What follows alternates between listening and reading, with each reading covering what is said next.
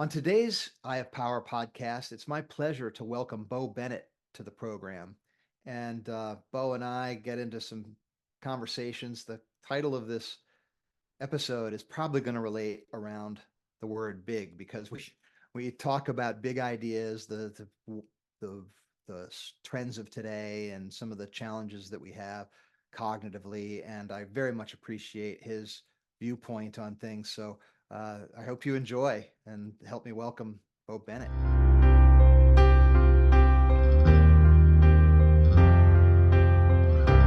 Welcome to the Eye of Power podcast. I'm your host, Tom Dardick. But this podcast is not about me. It's about you and your power. It's time to claim yours.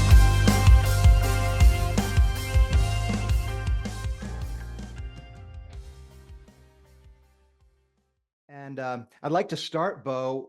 It's nice to meet you. And Nice I'd meeting like you. to start to get a little bit maybe of what brought you, the broad brushstrokes of what brought you to the point you are in your life right now. Well, I guess it's started with my upbringing, of course. My parents and my brother and sister were all extremely entrepreneurial. So Okay. my dad worked for himself. He had a workshop in his basement. So I didn't know like a dad who used to go out and go to work and like all my Mhm. other friends. My dad, when he went to work, he literally went down in the basement in his workshop and he was there from essentially 9 to 5 every day. He kept a really tight schedule. My mother did sales, so she worked on her own. My sister was in sales as well. She was in real estate. And my brother had a screen printing factory in our house. Like he had some screen printing equipment and he ran that. So that's all I knew growing up. Your home was like, I don't know, Santa's workshop or something. Yeah, yeah, sure. My brother did print Christmas shirts, so that's something. That took me to college when I was faced with the point: do I go to college or not? And I didn't care. Like all my other friends were like sweating and they were totally stressing out junior year, like what school they're going to go to. They applied to like dozens of schools. I didn't apply to any school. And I Oh. like until my senior year, my best friend was going up to visit a school that he was looking at, Bryan College in Smithfield, Rhode Island. So I went up for him just for the fun, for the vacation. And it was like a country club. I'm like, yeah, I'll go here. Why not? So I filled out the application then and there. I got waitlisted. It was the only school I applied to, and then they let me in. So I ended up going there. But it was a totally nonchalant attitude. Like, if I don't go, I was going to do work with my dad and maybe take over that part of the business. But I'm glad I did go because just the events that happened in school took me in a different direction and kind of led me to where I am today. So you have a PhD. So you obviously took to school pretty well. Yeah. Well, It's, I actually wanted nothing more than to make money. That was my goal. And I knew my passion for psychology from an early age wasn't going to get me there. Mhm. So I went to school for marketing, for business marketing, and I graduated, age 21 or whenever, typical age. And I didn't go back for my master's degree until I was in my 40s. Oh, wow. Okay. Yeah, so I got my PhD, I think at age 43, somewhere around there. I forget the exact year, but it was late. It was later in life, and like when I had a family and all that. Well, it might be hard as far as schedule, but you know why you're there, right? You know why what you're trying to learn and how you want to apply that. Is that right? Yeah, yeah, oh yeah, yeah. It was a time in my life when I was kind of ramping down. I just wanted to break from the business stuff, and I wanted to pursue some of the more, um, I guess, topics that don't necessarily relate to making any kind of money whatsoever, but the intellectually satisfying topics. And that was psychology, philosophy, the whole area of philosophy of religion. That always kind of fascinated me. The psychology of religion, psychology, cognitive psychology, social psychology, all of that. So that's really what I devoted like 10 years of my life to, that segment. And then after that, after I got the PhD, I went back and really started jumping into business again with like full renewed energy. And in that renewed energy, first of all, I'll just say we're birds of a feather. I've sort of studied those things. I haven't gotten a doctorate. I haven't made it formal, but I take courses and read books and just have Oh, always that's done that. So I yeah. probably should have followed your lead there and consolidated into some degree that is easily understood by other people. But regardless, out of that 10-year period, then when you return to, serving other people in a exchange of value, how did that affect your attitude? What did you do differently? What did you bring to the table as a result of that pursuit, Bo? Well, I'll go back a little bit, and Okay. right after I sold my company of like my first company of significant value, before all of the educational period of my life, I wrote my first book called Year to Success, and it was a Okay. 740 something page book all about Wow. success and different principles. The whole idea of it, like Year to Success, I was so tired of all the get rich quick, the seven principles, whatever. So I wanted something that was like a different kind of plan. Okay. And what I felt, if I like kind of looked at my own past, my own success, and then some of the people I've studied, I've seen that it wasn't really just one thing. It was a combination of dozens, even hundreds of different personal development factors. Like when they work on their own personal development and parts of it, they significantly increase their chances of success in life, no matter like what they do, success on all different planes. So that's what the book was generally about. But to answer your question, after I studied psychology and science and essentially became a scientist, a social scientist, I realized that some of the stuff that I wrote in the book wasn't very accurate. And Mm, I was kind of buying into the self-help guru type of movement at the time. And I yeah. realized that there's just so much nonsense in that area. And I was guilty of it as well. So I revised my book to be more in line with scientific principles, and that's kind of where I've been going since. I could really appreciate the motivation and the I guess just the overall power that the self help movement gives people to look at themselves and have the confidence to do things and kind of learn some of the techniques. But I didn't appreciate the way they went about it a lot of times.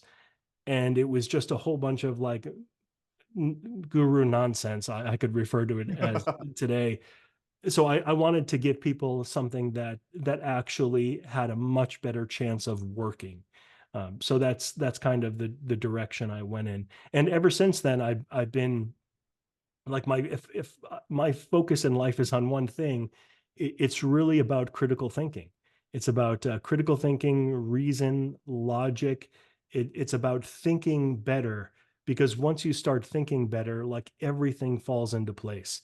You can like in your business life, your personal life, your with your relationships, like everything starts to make more sense, and you make much better decisions, and you don't get scammed, you don't get conned like as much. Uh, Right. it's just learning how to think is probably one of the best things that anybody could actually do, Isn't it especially amazing? like in today's heavily politicized environment, Yeah. with like the crazy claims that are being made, and you don't know what to believe. Like, oh, this one person says this person says that.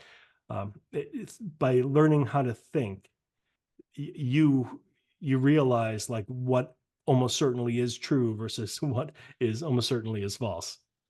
It's amazing to me that it's not emphasized. I suppose it's a lot of reasons for that, but in our education mindset, it's not really emphasized. No, We're still, I don't know, we still have the structure of the agrarian age. We're still trying to produce workers that are supposed to be in like, the 9 to 5 factory sort of situation.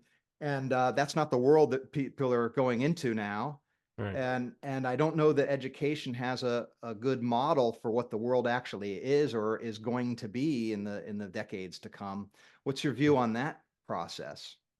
The problem with the educational system in my view is that it it's conservative in nature, and I don't mean politically conservative. I mean like science is Holds on to the conservative. ways it's been doing things. Right, which is good, which is really a good thing, especially when it comes to science.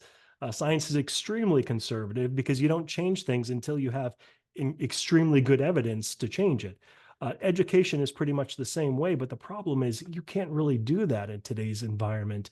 I think that you have to take the chance to be a little bit more flexible rather than saying, okay, let's make sure that this is a proven technique or this is the way we want to go and test it over a decade. You don't have that kind of time with the Right, way things are changing. And this isn't something new. I mean, this ever since the internet has come along, I right. think that the educational system has been behind and always playing catch up. And especially with like courses, like if you try to teach a course like on computer, like on computers, the internet, on any kind of software, it's like you're already behind by the time the course, day one of the course. So that's always a challenge. I think that I think education is fantastic, but I just think that it definitely needs to be revised, especially now with artificial intelligence. So you mentioned that people have been, like the educational system is more about encouraging people to work that 9 to 5 job and typical managerial skills and like all of that really is, I mean, there's some stuff that are like solid principles that'll probably always be with us, but the vast majority of that is not going to be relevant. And Right. we're going to have kids coming out of college like just lost, not knowing what to do because they don't currently fit in this work environment. So Yeah, I things mean, do need to change. even when I was a kid, it was commonly heard, among peers, and I probably said it myself, as like, why am I learning this? This is not relevant, right? Right. And I mean, I had that in college. Went in engineering and I switched to economics, and they were teaching models that had been disproven already, Yeah. and they were teaching it like it was fact. It's like, why are you doing this? Yeah. And you mentioned about the pace. I mean, I'm right now I'm taking an AI mastery course, and it started in September. It has a couple months left to go, but and they knew this going in, but the tools that you're taught in the beginning, just September, they're different now. So Right. so you're working on like let's say prompting GPT, like Chat GPT, let's say. Well, what you had to do even in September, you don't have to do anymore, right? It's Sure. and Yeah. so and times all the various tools that are AI driven, and it's disorienting for people, I think, at the very minimum. Right. And then leaders are really uh, sort of challenged by the shifting sands, right? And it seems like the competitive landscape is going to be very dicey, as those that are able to successfully leverage those tools are going to quickly outpace those that can't, Right. individually and corporately, right? Sure. So maybe that ties us in. I wanted to talk a little bit with you because you have expertise in AI, but also as somebody who sees things from a humanist perspective, I'd like to maybe get into that territory with you a little bit, Yeah. Bo. Yeah. Happy to talk about So that. so so what's when you use the word humanist, what is it that you're describing as a philosophy or approach? So humanist is more, I guess it's a combination of a secular philosophy along with the humanist movement that was strictly like a psychological movement back in the early 20th century. Uh, so humanism, it's funny too because I don't like publicly refer to myself to as a humanist No. anymore. Like if people ask me, like I just basically say nothing, or like I say I'm nothing. But I did embrace humanism at one point because I liked the philosophy. It's kind of like you embrace the goodness of humanity Okay. and you focus on humanity. Like that's the focus.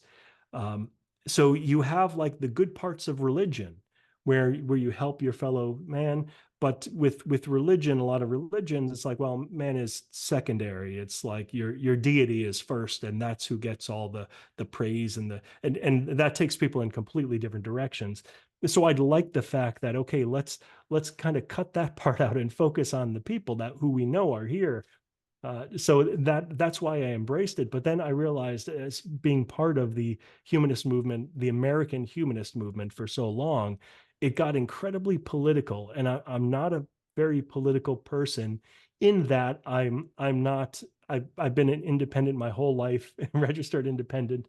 Um, so I just like to, like, I hate the idea that I kind of have to, I'd have to side with these different policies just because, like, my side likes these policies, you know? Okay. So I always appreciated the independence of saying, well, I like what they say, but I also like what they say.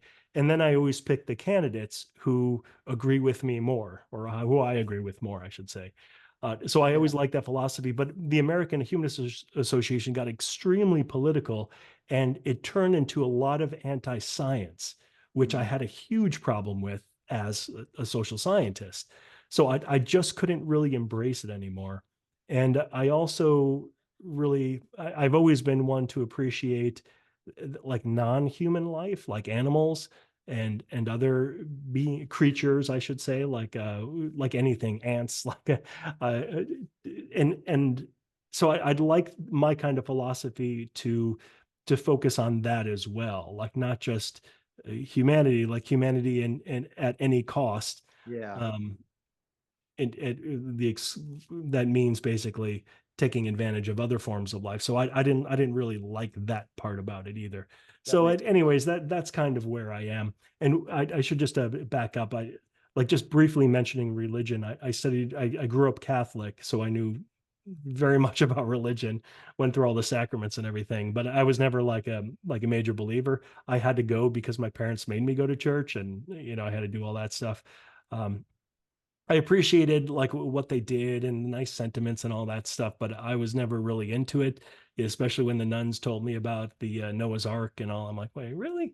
Like that didn't even jive my pre-science days. sense. Uh, and then so I just found that like when it comes to religion, I just realized, no, I guess what I am is an atheist. That's what people call me. That's what my position is. So I'm fine with that. But I'm the kind who basically just, uh, I don't argue with people. Like, Right. that's not I don't care. Like I'm not going to be the person on the street or in front of churches, or like that's not You're me. not evangelizing Nope. against evangelists. Exactly. Exactly. It's like it's all about, for me it's all about critical thinking. So Yeah. like if you believe in God, or if you have a certain religion, I want to know what thought processes you came to believe in that. I want to know, like, how did you think about this? And what I find, a lot of people's like, well, this is what my parents are. Well, that's not very good critical thinking. That's like no critical thinking. That's just like, Right. okay, I am what I am because my parents, or what my family is, or what most people are in my town. And that's what I found. So that's what bothers me the most, when people hold beliefs for bad reasons. Or then they tell me, like, maybe some people converted to a certain religion, like Scientology or something. I'm like, well, why'd you do that? And they basically tell me, they're telling the story, and they've been brainwashed. Mm. That's what they're basically saying to me, and I can see that, but they can't. Right. Or when people say like I was in the worst position of my life and I was ready to commit suicide, and then somebody came to me, and like there's completely psychological reasons behind all this, like Sure. love and acceptance and all that. And then people tie those feelings into like beliefs of religion. Right. Like when certain groups evangelize in different areas, they, like, of really poor people, they'll give them food and water and do good things for them, and then sell them on their particular religion. And what happens is the people associate those good things with that religion, and with the claims of that religion. So Yeah. I want to be clear about that, because the religion could be good in that they do good things, but it doesn't have anything to do with the claims that they're actually making. And the Yeah. people believe in that. They make those associations, which is not good critical thinking. Well, the critical thinking part is the secret sauce, right? Because the wisdom traditions that are embodied, there's a lot of shortcuts in life that you can get if you understand what the wisdom, like, I don't know, I can't riff off of the Noah's Ark story, but there, there's biblical stories that it's not the story itself, whether it was historically true, that's really the point. The point is that if you, uh, covet other people's stuff, it doesn't lead to a good place. Right, you know, right. right? That and so it's there's life lessons in there no matter what, right? And that's Mm, that critical thinking part to, because it's not the accept everything I say or you're going to hell. It's the these are the things that make you, that if you do it, make a better life, right? right. And but For for that's you and people around. and that's the issue. People will look at these books and say, no, it is word for word. Everything is to be taken literal and Yeah. exact, and that gets people in trouble.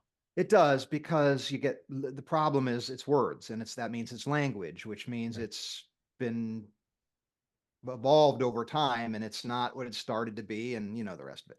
Right. While you were talking there, Bo, there were a couple things that came to my mind. It's funny you'd mentioned ants. I had a discussion yesterday with a friend, and he even sent me the video after our discussion.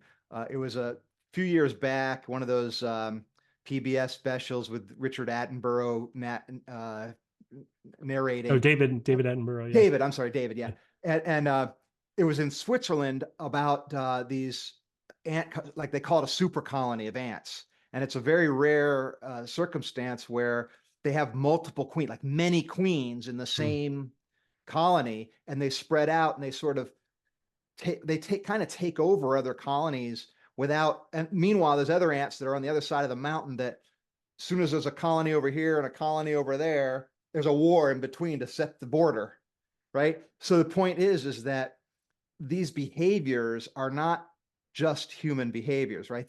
The idea of cooperation. My friend I was talking to, he's says he's an atheist, and he's saying, look, all the things that people explain to me, saying, well, this is God, this is religion. He said you can see it in nature, and he was using that as an example. So I thought maybe you might have been aware of that particular ant colony thing, but it's interesting. not the ant colony, but stories like that are like rampant among the animal community. Like when you see everything that appears to be like uniquely human, it's like, well, look at this. Well, look at that. It's like, oh. But I think a lot of religious people they accept the idea of evolution. The vast majority of at least Christians do, which is a good thing. There's unfortunately still a very large subset who don't, but I'm not going to worry about them. The people who do, they just say, well, God gave everybody, all these animals and people, all of these things like kindness and whatever. It's like, okay, I see that like a lot of people will essentially just use the word God as like it could be a synonym to nature. Like Yeah. this is just the way it is. And they'll say, well, it's God, or you could just say, well, it's nature. It doesn't matter. It's when people, of course, they personify this nature and God, and see him The as big, like a man with a gray beard right, who, the big like a guy in the sky. human, right? And does he have a penis? And if so, what for? A lot of Yeah. questions. Yeah. Well, and that was the other thing that seemed to be a theme of, as you were talking and relating your thoughts on that, Bo, which was the idea of the problem with labels, right? So as soon as we use a word, like you use the word humanist, or you use the word God, or whatever word we use. I mean, words are our stock in trade. That's the currency we use for our thoughts, but we have to recognize the limits of them, right? So that we don't get so tied up in knots, Right. where you're a this, and now I don't have to think about you anymore as an individual. I can just put you in the box that I have that label on and be Yeah. done with it. And that's a shortcut to critical thinking, right? That's one of the things that we get off the track Right. when we do that. And the reason for that, best I can tell, I'd like your input on this, is because we have to conserve energy. We don't have unlimited resources, right? I can't sit there and figure every single thing new out every day, right? I have to use models, take shortcuts, right? I have limited bandwidth of perceptive powers anyway. So, Yeah. right. So we have to use these conventions. What's your view on how people might more elegantly get away from sort of that shortcutted thinking into, I don't know, more openness, more rigorous? What Sure. no. Well, that's exactly the problem, is that we don't have the cognitive bandwidth to critically think about everything. We take these shortcuts because that's the way genetically we work. That's the way the human mind works. And it's not a bug, it's a feature. Because if we were stuck trying to critically think about everything, we would just kind of fall flat and fail as a species. We have to like look at, let's say, a bunch of strangers, and we like from evolution, we automatically start feeling fear. We feel like, oh, like there's a sense of risk there, and that fear and sense of risk has kept our ancestors alive, and rightly or wrongly so. I mean, that's what happens. So a lot of like racism that happens today, people try to say, well, you should never do anything like that. Well, you can't really, because biologically that's how we are. You can't hide it by saying it shouldn't be there. You shouldn't feel that way. We have to say, this is the way that we are made. When we see people that are physically different from us, whether it be like facial features, skin tones, or whatever, it's like automatically we get this kind of this feeling of fear, like we're different from them. And that could change like environmentally, because we have both genetics and environmental. So when a lot of us are born, let's say, and raised in a city with a whole bunch of diverse people, then that quickly becomes our norm. So we don't have that.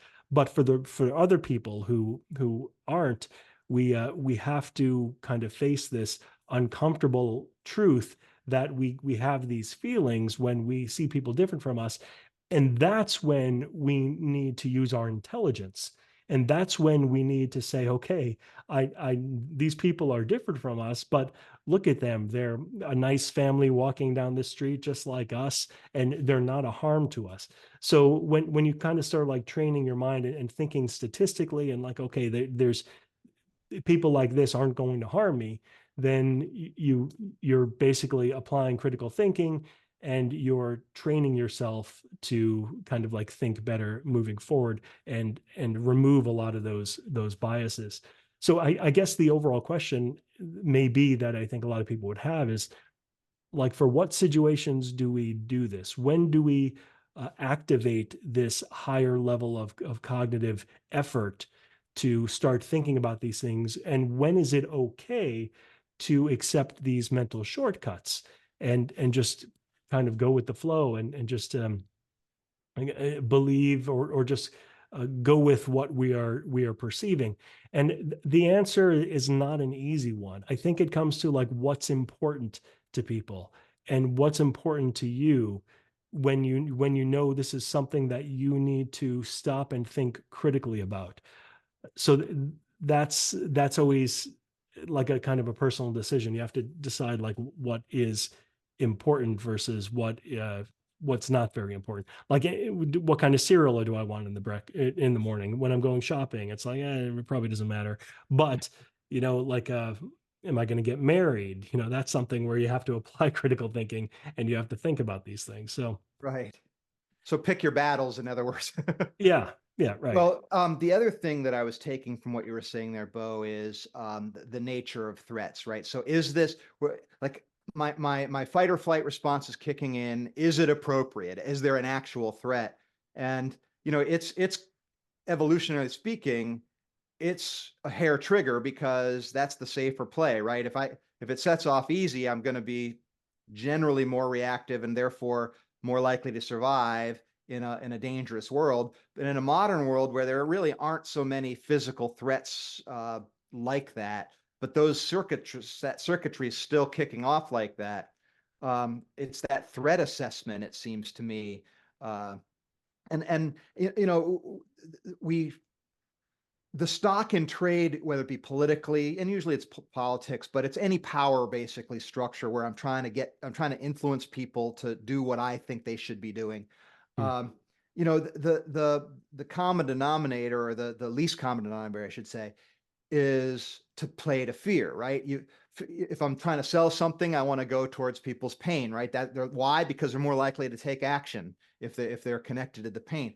If I want to get them to vote for me and I've got them afraid of my opponent, they're more likely to vote for me, right? And so that seems to be the stock in large scale, uh, outside of the family discourse. How does that sort of world relate to what you think might be a more optimal framing to for society to move towards? Well, I think we need to realize that not everybody has the same level of intelligence. Not Mm, everybody has the same level of cognitive ability. Not everybody has the same level of desire. I mean, everybody, if you look at the human race, we're on like the bell curve. And some people don't like to talk about this, but again, this is science. This is the way things actually are. right. There's, no matter how you look at it, 50% of the people are smarter than the other 50%. Mathematical fact. So I mean, we're not saying who is who, we're not pointing any fingers here, but that's the way it is. And so you have to realize, like, if you're trying to persuade a certain audience, then you would use like different persuasion tactics based on the level of intelligence. I mean, that's one way to do it.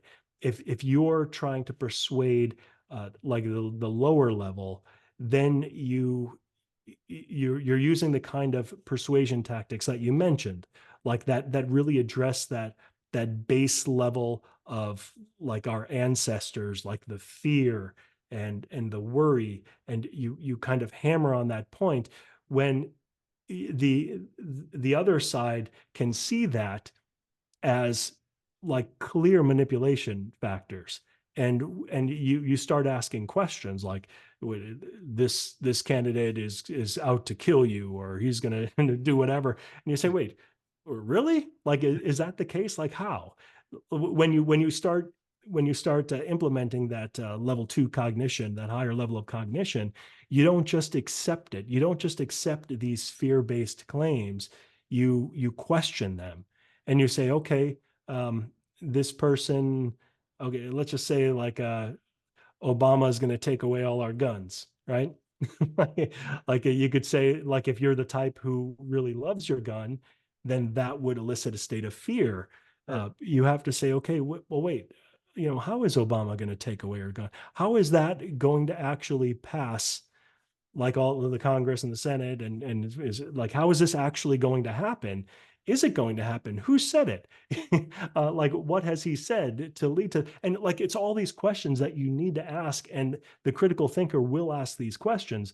And once you do, you will realize that that fear-based claim is nothing but a fear-based claim. So this is just another way of saying that you've got people who don't want to like activate that cognitive level, that higher cognitive level. The people who can't, maybe the people who just don't want to, the fear works beautifully. And it's a great way to push them and get them and manipulate them on your side. But that doesn't work for people who are on the other 50%, the people who are a little bit more intelligent. And that's not even taking into consideration biases. We didn't even talk about like biases, the whole idea of the cognitive bias, the confirmation bias. So, for example, like if we're talking about politics, if you are, let's say, a diehard Democrat, liberal, then and somebody says something good about your candidate, you just accept it. Like, Right. this is where you accept it passively. You don't, because why would I? Why would I put that critical thinking in there to really tear that apart?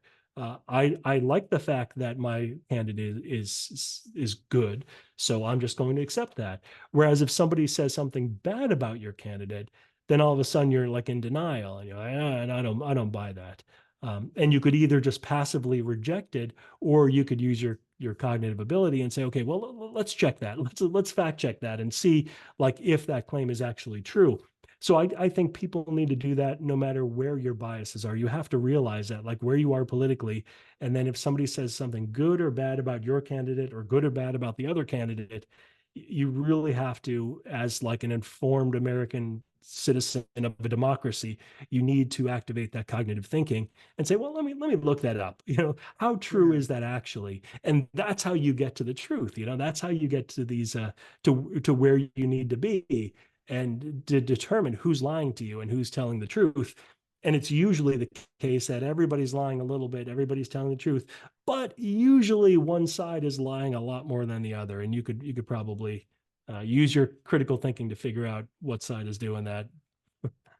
Yeah, it seems like that dynamic you were just talking about is a little bit of an energetic trade-off where I basically have a choice. I can either uh, conserve my energy by continuing to build up my current model and making sure that that's as solid as possible, Mhm. and impregnable to assault, uh, or I can, but when things don't fit in, live with the cognitive dissonance that's caused by that, or I can lean into the cognitive dissonance piece to incorporate it to improve my model, um, to make it more robust that way. And it seems like there's a choice that people are making between those two things, and I think the choice is being made by really emotional reasons, even though we're talking about cognition. What do you? Yeah, and this is where the idea of rationalization comes in. Rationalization is the process of coming up with reasons to support your conclusion or idea. So, to give you an example, going back to the religious thing, if let's say if you're a believer who believes in the healing power of Jesus and you have cancer, the one part of you says, Jesus loves me and he's going to heal me. The other part of you says, well, maybe I really should get this chemotherapy, like my doctor says.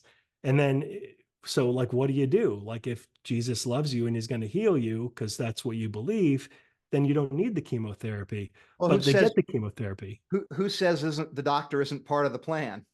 You're right, exactly. So that could be a rationalization. Well, Jesus sent this doctor to me. Yeah, That's how Jesus is healing me. He's healing me through this doctor. So, I mean, that's a perfectly like that's rationalization right there. yeah, That's how they get these two conflicting ideas when you're talking about cognitive dissonance. The idea that Jesus will heal you versus the idea that, well, maybe you need to take other actions. And it's not just healing. I mean, that's like right. the That's one example. typical uh, Christian or religious dilemma they've been facing forever. Like, is God gonna, if God cares about you and helps you, he'll do things for you. But uh, the old adage that God helps those who helps themselves, then that's another way to rationalize it. Well, it's like maybe I got to do everything myself. And you could see like the different religious factions, how they take this, like Right. Christian Science. They're one group that, you don't go to the doctor for anything. There's like the Mormons don't do blood transfusions. It's all the belief that God will take care of you. But if a Christian scientist breaks their arm, they're going to get a cast. They're going to go to the hospital and get a cast. So there's always a line that they draw, and they use rationalization to kind of fill in the gaps there and alleviate that cognitive dissonance. So that's what we do, and not just religiously, but politically as well. Yeah. We use rationalization to figure that out. So you're highlighting sort of the value of intelligence and the benefit of critical thinking, and to move us in a more rational direction. It seems like the underlying assumption there is that that leads to a better day where more people are more robust in their thinking, more complete in their thinking. Am I reading that right? Yes, yes. I do So just want to clarify intelligence for a second, yeah, because I don't want to sound like elitist or sound that those who are genetically gifted with higher level of intelligence, base intelligence, are better off. I think what I'm really talking about here is like the active effort of critical thinking. And this is something that virtually everybody could do. I talked about the bell curve, the level of intelligence. Even people all the way on the lower end, like if you have the base level of intelligence of like an adult at least, then you're capable of doing this. This isn't This isn't some like big elitist, you have to be a genius, a member of Mensa to do. You just need to make the effort. You just need to learn some basics of critical thought, and that's it. You have to want to do it. I think that that's kind of the key. A lot of people don't want to do it. A lot of people are really happy in their beliefs, whether they're illusions or not, or delusions. Some people they're just fine. I mean, I know people personally, very personally, who have said to me when we talk about religion, they say, "Let's not talk about this because I'm very happy where I am, and let's just leave it at that." I'm like, okay, Yeah. that's fine. They've But got I a think model people, that's working for them. yeah, the model is working for them in their lives with their people, but they don't realize how their views uh, affect the larger society. Like, Mm. for example, again, going back to politics, if there are some major lies going on that people are telling us, like we as a democratic society, we an informed society that makes the right decisions, we need to be able to tell the difference between a lie and a truth and make our decisions based on the truth, not on lies. So I think that's extremely important, and that's how we lead to a better country with better decisions when people are carefully thinking about these things, not being manipulated. The truth will always, well, maybe not always, but most of the vast majority of time, the truth will be the better thing to believe. So if all of us are aware of the truth versus buying into a lie, we will certainly almost 99% be better off in everything we do as a society. And truth is truth, and that's it's what persists, right? It's what won't go away. The Yeah. lies go away when their utility is runs out, or the real world implications don't match up, and truth is what persists. Right. And so it's hard to beat the truth because it's what's left standing after everything's all battled out, right? That's Uh, right. but there's a dynamic here that's kind of emerging in our conversation, Bo, where I'm thinking in terms of moving into the AI concept, because here we are. I mean, just the nature of the discussion of what these tools are, and can we reach consciousness? Are they really intelligent? What do we mean by intelligence? You made a distinction just in your last point there, where it was, you're not talking about disqualified if you're not over a certain number, kind of a view. It's a relative thing to what's going on in your life and what your power is and what your story is, and then that is tethered to the norms that are accepted as it relates to societal function. And the I it seems to me like the tools of AI do represent a new day as it relates to innovation, cognitive innovation, perceptive innovation, productive innovation, and our relationship to what it means to be a contributing member of a society. There's going to be a lot that I think don't grab on to don't jump on the change train and are sort of left at the station. And I, Mhm.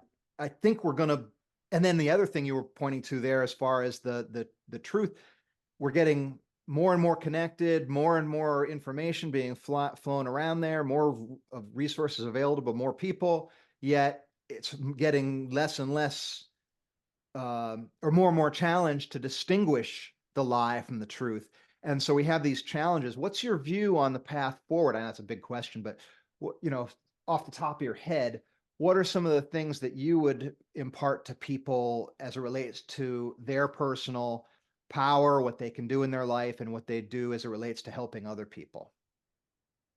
Yeah, I guess I would address this question as a social scientist as opposed to a an AI engineer. I think like if you asked somebody who like builds AI like large language models, they may have like a different perspective. I could definitely comment on that. I'm my by trade, I guess I'm a programmer. And as you mentioned, I do a lot of work with AI, and several of my companies are AI based. So I I've got a lot of experience there, but I think like talking to one of the people who actually build the large language models, like Elon Musk or the other guys, they would be a better person to address it from that perspective. But I could certainly address it from the psychological perspective, Please. like how AI, like how do we work with it essentially? So one thing I would say is do not fear it, but embrace it. And maybe a caveat to that, go ahead and fear it if you want, but at least embrace it because people fear the unknown. Courage. And yes, this is definitely unknown. Will it all kill us one day? Maybe. Like there's no guarantees in life. I personally don't believe that that's our fate when it comes to artificial intelligence. Uh, but this is all speculative base. I think anybody who has a comment on this or opinion on this is really just speculation. But really, from a psychological perspective, what's going to happen is going to happen. So unless you are like, even if you are like an Elon Musk or somebody who Sam Altman or somebody who's building these things, you still probably can't do anything about it because it's already out there. The AI is already out there, and Still saying. there's not just a few people doing this. There are dozens, hundreds, countries, different countries. AI is here and it's here to stay. And any one or group or country even like has very little control over it. So this is just a short way of saying what's ever going to happen is going to happen. So if AI is going to go Terminator 2 on us or Terminator 1, I guess, and release the nukes at some point, it's going to happen. What can you do? Well, don't worry about it because there's nothing that your worry could do to make it better. Um, what you can do is you can embrace the technology now and you can use it to your personal advantage. Like, and there's so many ways. Just you could ask AI, how can I use AI to help me in my job, and kind of explain what you do and explain, and AI will literally tell you step by step and give you a whole bunch of ideas on how it could help you in your personal and professional life. So I think it's really important to embrace it and work with it rather than fear it and try not to be one of those people who maybe you're picketing and like, oh, AI is here to take away my job. You're going to lose. I mean, Yeah. it's that simple. You're not going to win. If AI could do your job a lot better than you can, that should say something to you like, okay, maybe I should find another job. And I know that probably seems a little bit cold, a little bit uncaring, but no, it's not. Because if you just live in denial and keep on fighting AI, the outcome is not going to be good for you. Trust Right. me, you're not going to be in a good position. But if you kind of face the hard fact, the hard truth that, okay, AI is going to replace me in what I'm currently doing, and get ahead of that and say, okay, what else can I do? What can I do to use AI perhaps in a similar way, that in a similar thing that I'm doing now, but use it, or maybe even do something that you wanted to do earlier in your career that AI is not even up to speed yet, or it is no threat at this point of your life. The point is, you got to start thinking about this. Otherwise, you're going to find yourself in a bad position. Yeah, that's something that I'm doing myself is using it as much as I can and learning how to help other people use it away. That's why I decided to take that course is I just wanted to see what the lay of the land of it was and Sure. what it could do because there's so much that's out there that's noise and there's a lot of talk about it that's fear driven. And look, we're sort of irresponsible. Matter of fact, are you familiar with Robert Hartman, the Hartman Institute, or the ACI? He came up the science of axiology. Does that ring a bell to you at all, Bo? No, Axiology. no. So that's moral science, essentially, the study of what is good. And Hartman's claim, and he came up with a dimensional assessment tool. I use it a lot in my work as a consultant, helping people sort of see the way they look at things with a little bit more clarity. But what his claim was, uh, and he died in 1973. He escaped Nazi Germany, got to Britain, got to the United States, did his work here in the 50s mainly. 50s and 60s at Harvard and other places. Anyway, his assertion was that our moral science has lagged our, what would be the word, physical science, or our material viewpoint from the Renaissance on. That, sciences were born and have evolved. Meanwhile, on the ethical side of things, they've stayed as primitive, let's say. And you were describing some of the effects of that primitive thing, where people are bought into stories, and some of those stories, don't have as much modern value as they did when they were perhaps formed. Uh, but his claim was that there's actually a science on that side of it. So he was predicting that these things would come together, because there's a logical, this is actually better than this, which is actually better than that, and that's what the science of axiology is based on. And the reason I'm mentioning that is because it seems to me like, if we follow your advice here of how can I use AI to be better, how can I make better decisions with my personal digital assistant that's getting smarter and smarter all the time, and maybe soon will be a better advisor than any person I could possibly talk to, because they know me better than any person I could ever talk to, Right. and because they know more, it has a wider view of what's possible in the world than any single person would have.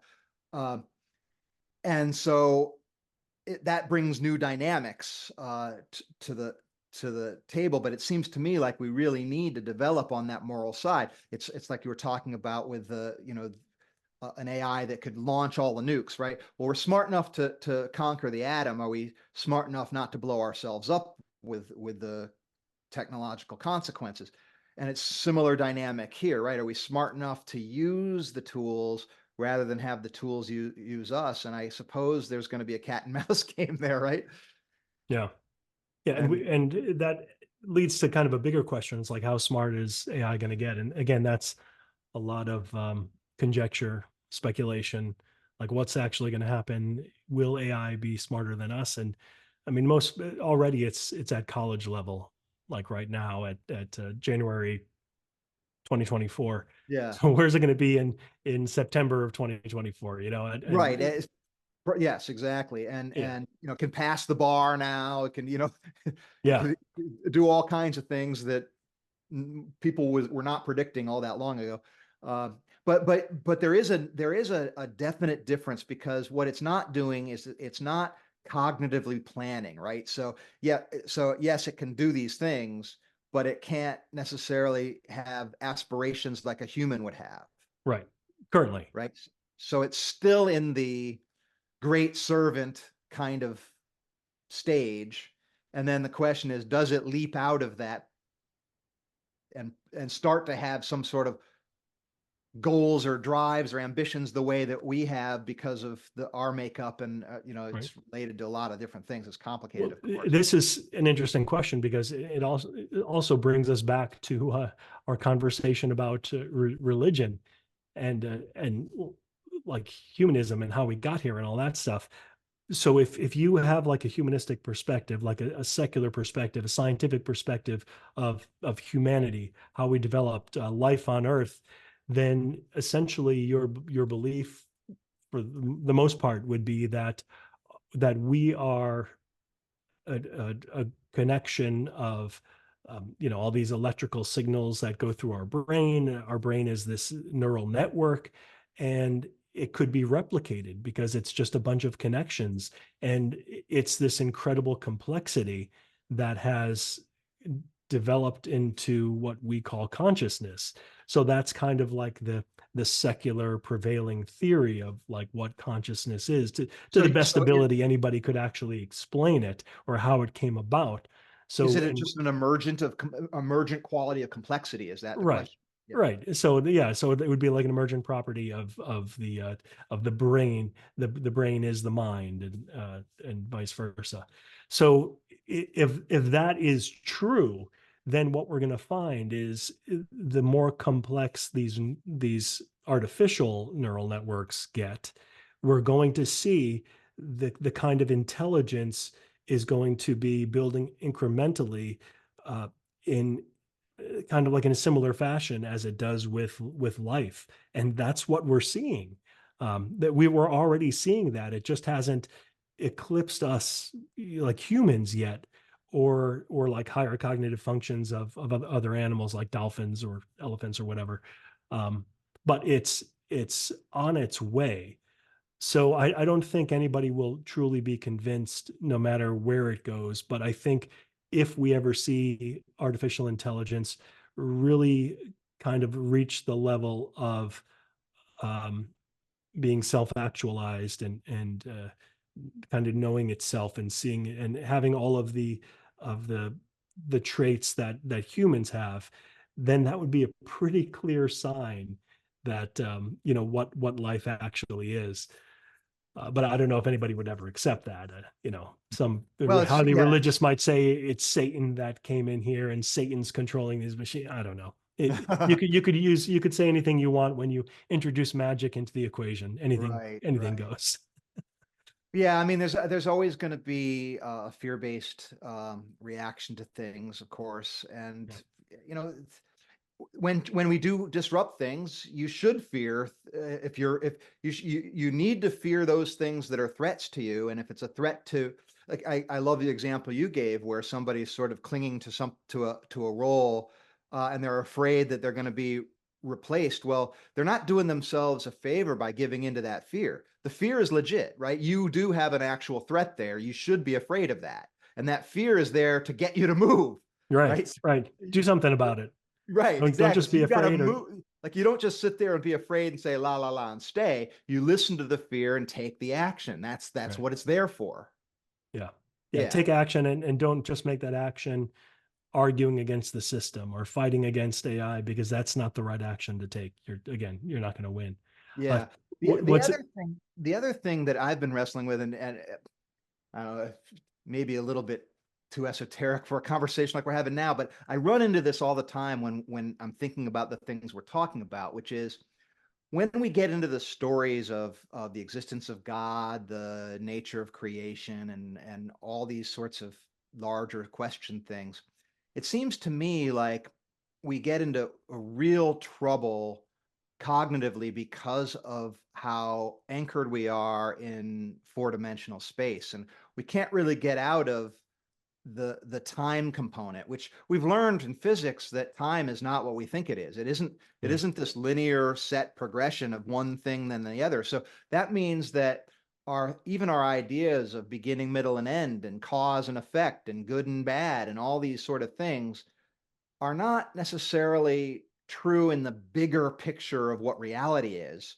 It's only true within prescribed limits, like the ones that we experience because of our sensory equipment. So I'm just wondering about that topic. If you've looked at things through that lens at all, Bo, and if so, what do you see? Um, well, maybe this answers your question, and maybe it's a complete total diversion, but I'll say it anyway. Uh, One thing that I started been thinking more about with artificial intelligence is the simulation hypothesis. Have you heard of that before? Yeah, of course. Yep. Yeah. So it's for your listeners who don't know about it. It's essentially the idea that we are living in a simulation, and that's probably, like, statistically, it's almost certainly the case if you follow like the reasoning. Like, if we're so close right now to developing a conscious artificial being that lives in this world, then it could be really easy to develop like a virtual world with all of these different beings. And if that's the case, then maybe somebody already did that and we are that. It's a The pretty like Matrix. mind-blowing concept. And I was just talking to my wife about this the other day, which was funny, because I said, what's interesting about this? If we were to ever find out that we really are living in this virtual world, and we are basically virtual beings, like, for me, it would be like, I'd be like, oh wow, that's interesting. All right, then I'd go back to doing what I'm doing. Nothing would So change. it's I mean, academic. Yeah, it's like all the rules of the game. If this is a game, essentially, all the rules are the same. Like I got to pay my taxes, I got to eat, I got to exercise if I want to extend my life. Like everything's the same. Like if I knew that there were some cheats, like cheat codes or something, where I could be in like a 20-year-old forever, then cool. I'd love to find that out. But in terms of like just practicality, if we were to find out that we do live in this virtual world, then nothing would change. I wouldn't be one of those people who say, oh, life is worthless. What's life? It's meaningless. Because I'm already a humanist. I'm a secular humanist, so I don't believe in like any God has imbued me with this special power and purpose. I think like we all make our own purposes as humans. We all have our own purpose, and we are the ones that get to define this purpose. So that didn't change because me as a virtual character, I'm still defining my purpose. So all's the same, nothing changes. So I don't know if that addresses anything what Well, you asked. I think, I mean, the wisdom there seems to me that it's like analogous to somebody playing in sports. Let's just take football, for instance, American football, like you're playing by the rules, you're in the game, a player's in the game, and then all of a sudden somebody says, hey, this game is not your whole life. It's like, well, no kidding. I'm playing this game. Doesn't Right. change the way you play the game.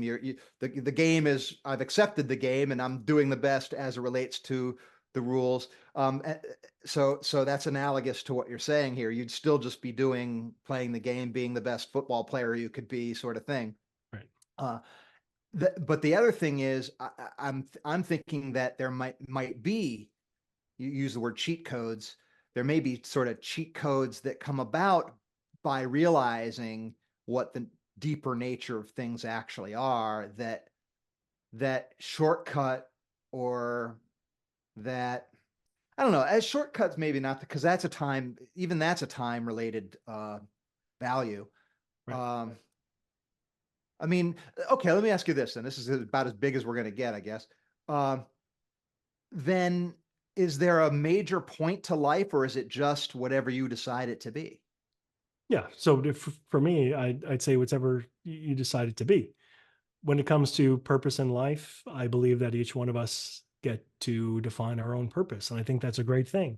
Like purpose isn't given to us. We're not told what to do.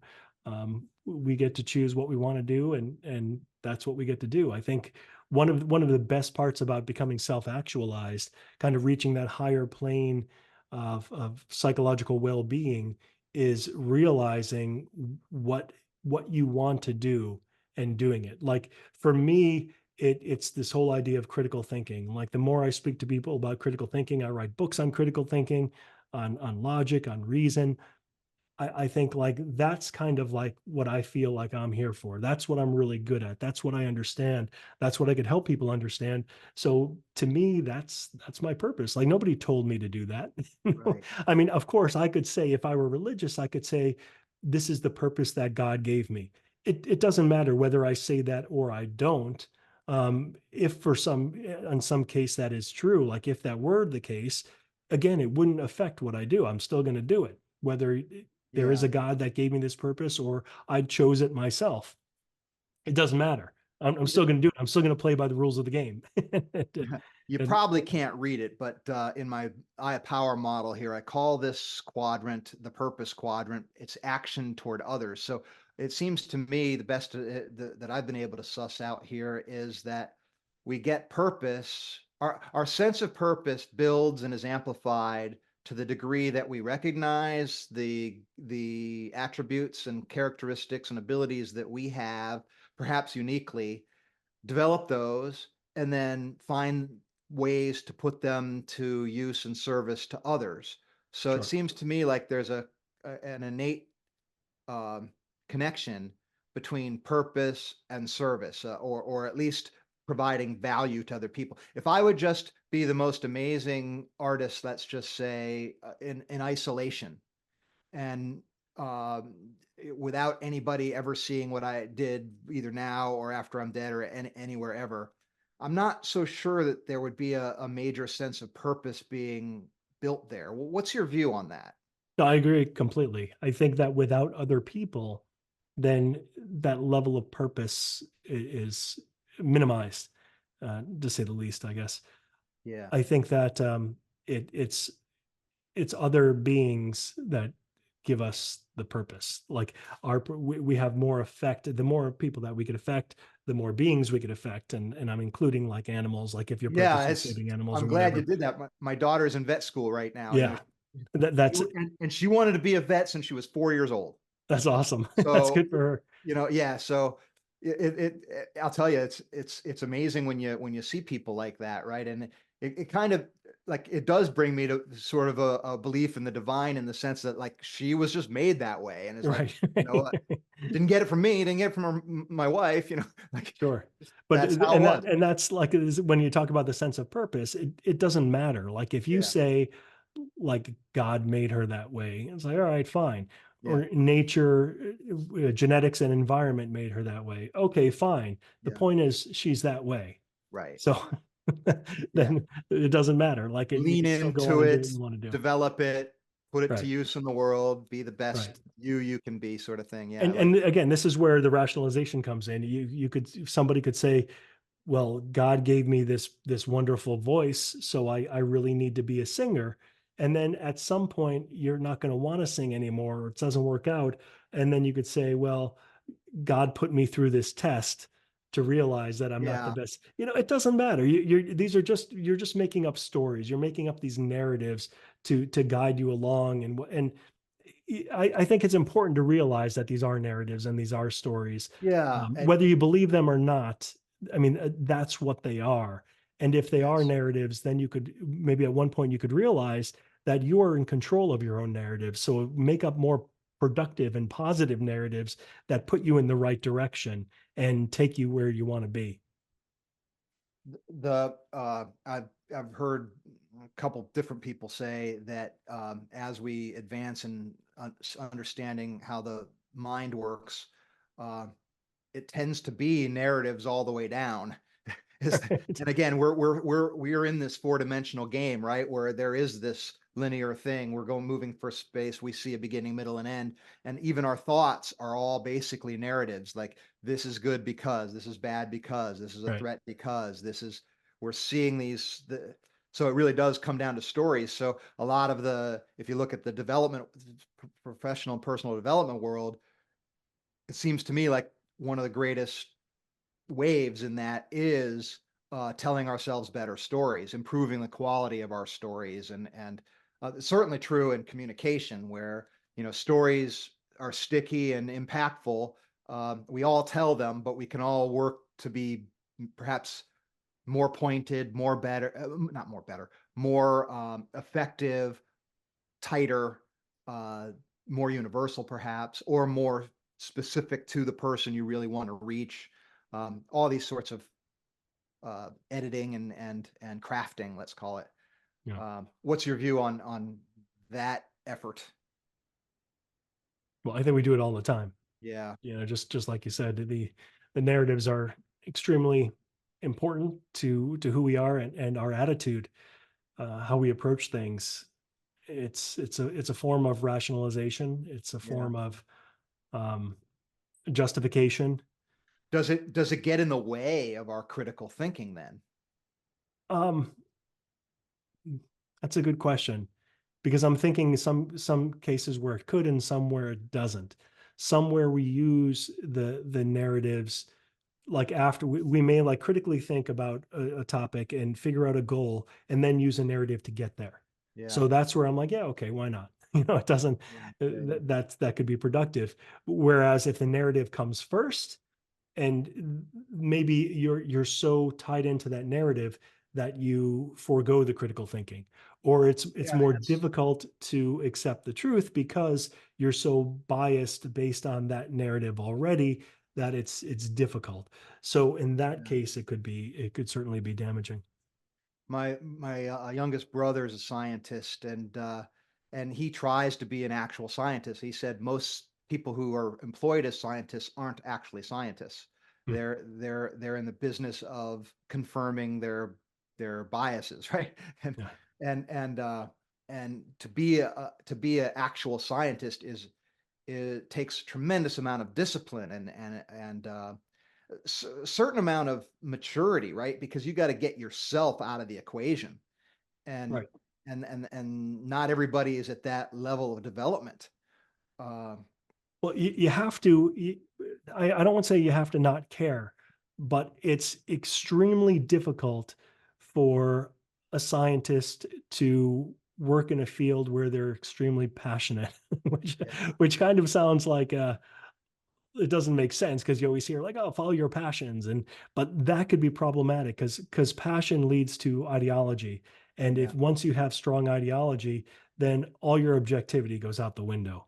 So for example, if you are like a women's right activist, you should not be doing research in women's rights and like the science of feminism. Like you should not be doing that because that's going to be the most difficult. You need to be of the attitude where I don't care. I'm just going to follow the evidence where it leads. I have no horse in this game whatsoever.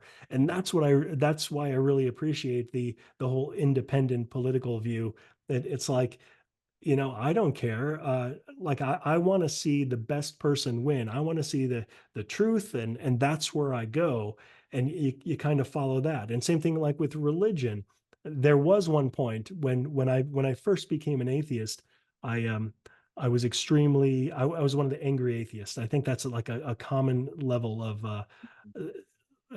a course that people go through when they first realize that holy crap, like everything I was brought up with and all these are just like lies. This isn't the truth. When you kind of like realize that, or if you're not an finding out about atheist, Santa Claus. yeah, exactly. You're pissed off. You're like, Jesus, everybody was lying to me and all these, and I was manipulated. So you're angry about this. But then you ultimately get to the point of acceptance. And then ultimately for me, out to the point where, look, I don't like, no, I currently don't believe in any deities, any gods. But if you've got some evidence, I'd love to see it. Like I'll go where the evidence flows. And Yeah. and and I'm at the stage now, of course, as a social scientist, at least I could tell the difference between good evidence and poor evidence. So Mhm. if you say, well, because I feel Jesus in my heart, I'm like, yeah, that's not going to fly. I Right. could explain 20 different ways psychologically what you're feeling and why. Um, so that's not going to work. Watching him walk on water is a little different. Yeah, right. At least that's a good start. Yeah. David Blaine walked on water. I saw that with my.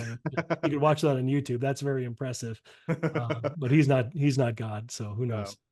No, well, that leads it kind of leads us to maybe the last area that I wanted to make sure we covered, which was your background in comedy. And I was thinking that as I was looking at a little bit of your background, uh, the idea of having uncomfortable conversations, but maybe with the ability to leverage comedy and like you and I have been laughing a lot. We're talking about serious stuff, and people who are in that ideology are not going to like the idea that you think they're under delusion, right? I Right, mean, of course. you know, that's not going to, that's not going to be a fun thing for them to think. But the other side of it is we all need to be to understand the limits of ourselves and how like no matter how far you think you are, you're only here compared to where there is to be, right? I mean, we are all works in progress, no matter what field you want to apply that to. So it seems to me like it's a good idea to develop the ability to laugh and the ability to take things in stride and enjoy the ride. Sure. Um, so people hold themselves back when things are uncomfortable, right? I'm going to have this conversation with somebody. I know it's not going to be something they want to hear. They're not going to agree with me, or they're going to think I'm an asshole, or they're going to whatever that, and then we move away from that. And it seems to me like you might have some insights as to help people have maybe uncomfortable conversations, or I'd like to get your input on that topic at least. Sure. Well, one of the books that you're probably alluding to that I wrote is called Uncomfortable Ideas. Yeah. And it's the whole idea of our reluctance to accept or talk about even ideas that are uncomfortable. And you could look at, again, politics. We've been talking about a lot of them now, politics, religion. These are uncomfortable to people because they usually have strong beliefs about them one way or the other, or something affects them personally. And you could certainly sympathize with them for that reason. But that doesn't make something true, or it doesn't make something right. So, like one of the examples that I mentioned earlier is a part of the American Humanist Association. They talk a lot about like social justice type of ideas, and these were not good scientifically. These are these are like really bad ideas that are just not true. And I had a real problem with that. But it's, you could see how if you say, hey, these aren't true, then certain groups of people would be very upset about it because it may affect them adversely, or they may think they're affected adversely about it. So people will say, yeah, let's just not talk about that. It's probably a good idea not to talk about that, but that's not the case. It is a good idea to talk about it. It's almost always a good idea to talk about it, because when we talk about it, then we could figure out the best way forward. One of the examples that I use that I don't know how controversial it is now, but it was extremely controversial, is the police brutality Mhm. uh, example of like beating up people of color. The So George like, Floyd riots and all right, that. you're right. When that was happening, it's like, oh, people of color are getting beaten up all the time. There's a huge problem with racism. Well, if you look at the problem more carefully, without saying, yes, we have a huge problem with racism, you find that, well, police are beating up on people of all colors. And the real problem we have here is police brutality.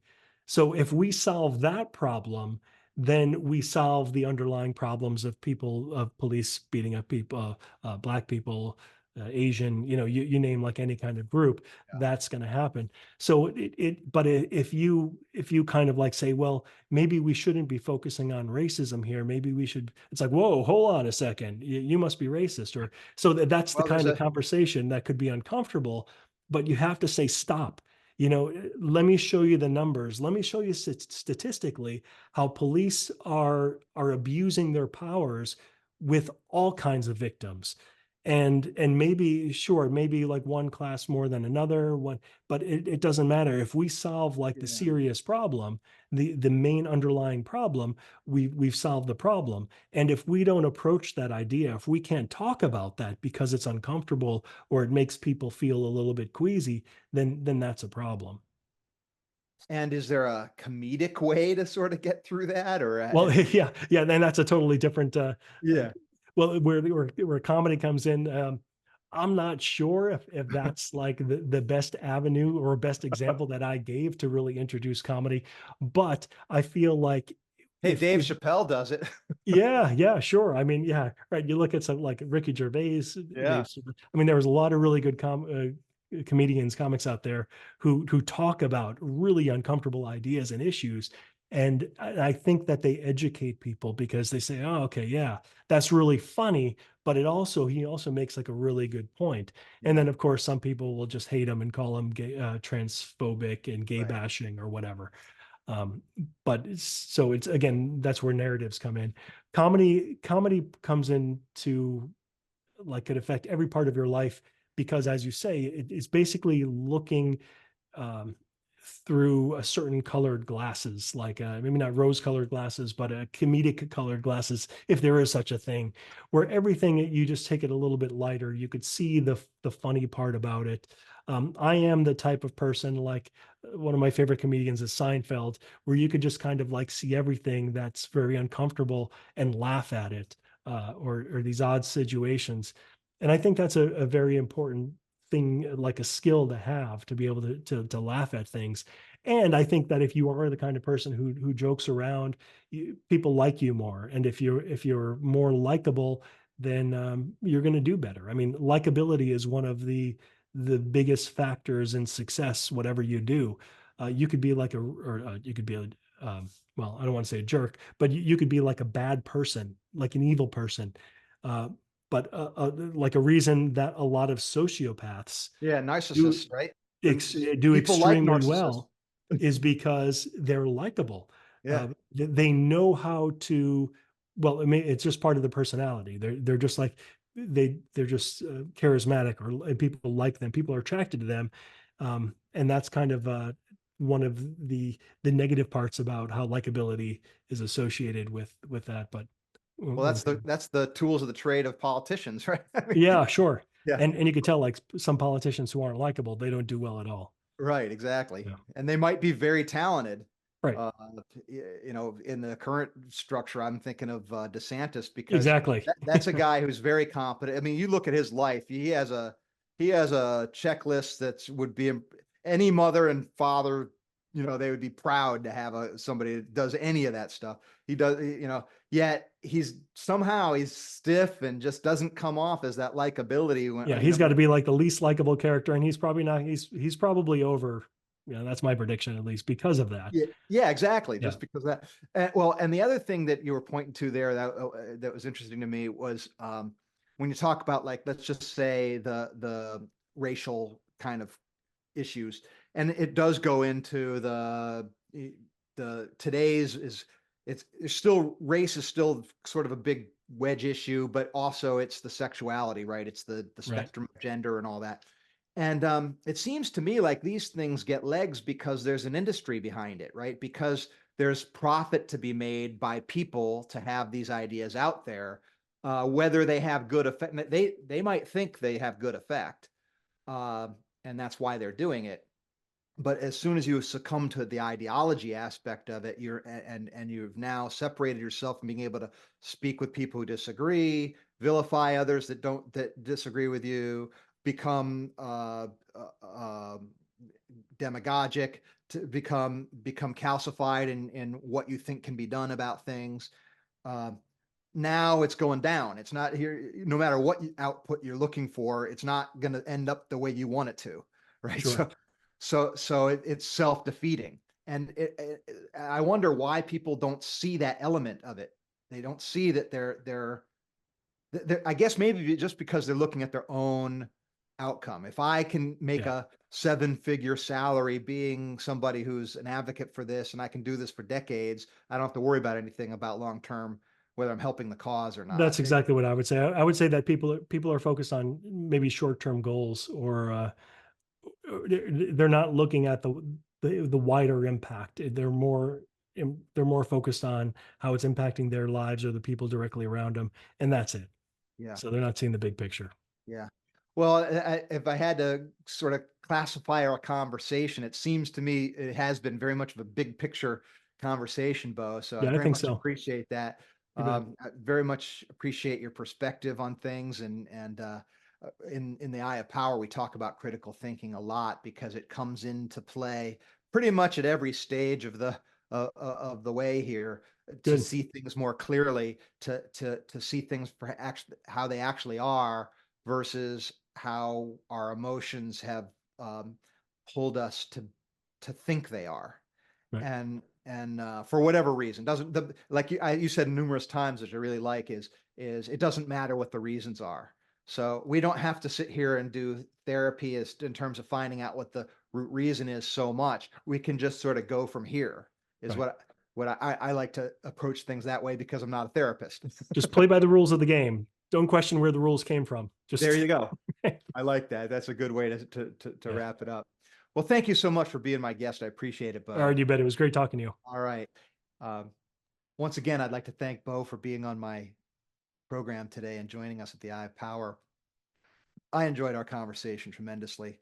I love talking about the big stuff, and just to sort of recap what we went over a little bit. He started an entrepreneurial, was able to build a company and sell it for oodles of money, and they didn't have to worry about money anymore. And then he was able to work on himself and follow his dreams. So he went through and got a doctorate in the social sciences, and really sort of it sounded to me like he took the scientist word part of that seriously, which isn't how unfortunately, a lot of it doesn't go that way. And so that leads towards his passion, or maybe it's a result of his passion, of really maximizing critical thinking.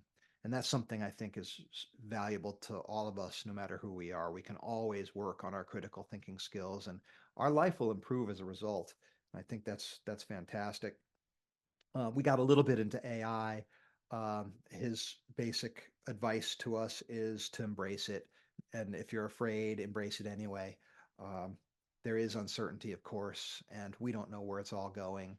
And it seems to me like it's good advice that the path is going to be better um, for any of us the more we have our personal agency, the more we have our power, and to use tools like are emerging with AI. It seems like a no-brainer to me because it does expand our productive capacity. You can have a trusted advisor that you that knows you well, knows everything about you, that you care about, that's looking out for you, that can see things that you can't, that you can just ask, and therefore expand your cognitive range of what you can take into account when you make important decisions. And as he said, it's not what cereal you're going to eat so much as it is, am I, should I get married now? Should I marry this girl? Should I embark on this career change? The bigger sorts of things. Um, and then the idea of ideology and how that can be a trap. And I think that's absolutely true. People have their faith, but what I talk about with faith is you need faith because we are beings of limited perceptive power. So we have no choice. We have to use faith. It's the question is, what are we putting our faith in? And if it's just a model, if we're putting our faith in one model, then that is not the world. That is only one model. So that's the trap of ideology. And so we're far better uh, advised to use models and try them on for size, use them, but not mistake the map for the territory. And so I think that's fantastic advice.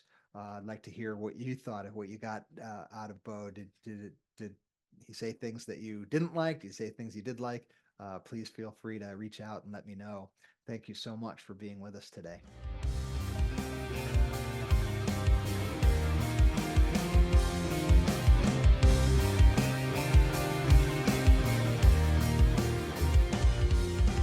This has been the Eye of Power podcast with Tom Dardick. I'd like to thank you for listening. I'd also like to thank my brother, Scott Dardick, for the music and his music production. If you'd like to reach me, simply email Tom at dardickcommunications.com